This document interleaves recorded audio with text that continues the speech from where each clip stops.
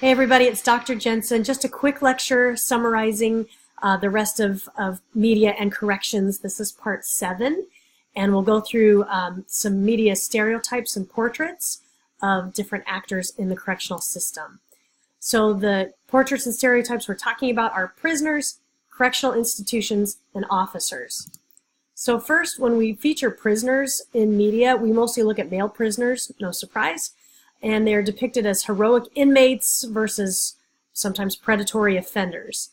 Inmates as a whole are deemed inhumane and dangerous, and a small number are heroic victims over them.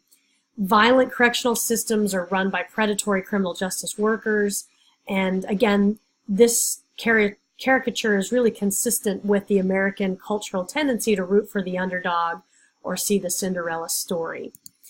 When we see stereotypical caricatures of female prisoners, they're deemed violent, worthless, sex-crazed monsters, and these constructions contain high levels of gratuitous sex, correctional officer dominance, and sadism.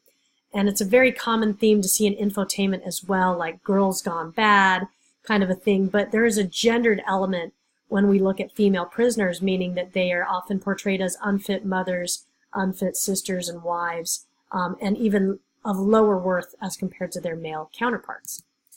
When we see caricatures of correctional institutions, this is where we get that smug hack corrections that comes from the Surratt text, where smug hack corrections are several interwoven portraits of negative correctional imagery, and one might be indifference to violence. So this is when we see lots of different negative messages that come together into this overall depiction. So physical brutality is common to maintain control in an institution, and institutions are only there to exploit inmates. It tends to focus on staff incompetence, corruption, and cruelty, and prisoners suffering racial prejudice, sexual assaults, and other injustices, and promotes a non-supportive public image of corrections. When we look at correctional officers, we also see the smug hack portrayal, where it caricatures their brutality, incompetence, low intelligence, and indifference to human suffering.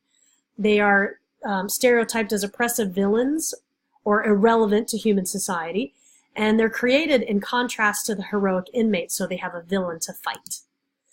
Now, there are a lot of myths that come out of all these different media depictions of corrections, and these are some of the myths that are the most common. So myth number 1, living conditions are either very harsh or luxurious. They're not shown any middle ground, which is what is most representative of prisons.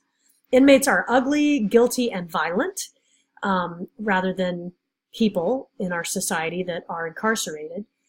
Inmates cannot be redeemed or rehabilitated, and guards are inhumane and machine-like. And so, again, these are stereotypes that are not accurate of the world of corrections, but are very much driven by media.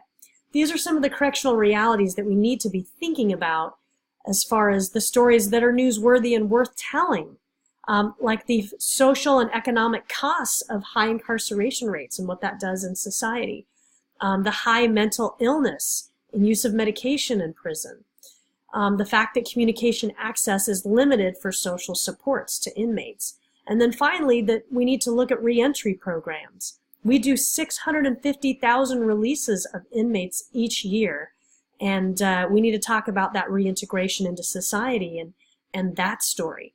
So again, these are just some highlights of some of the other things that we've finished talking about in this module. And if you have any other questions, let me know. And I hope you enjoyed Module 4. Thank you.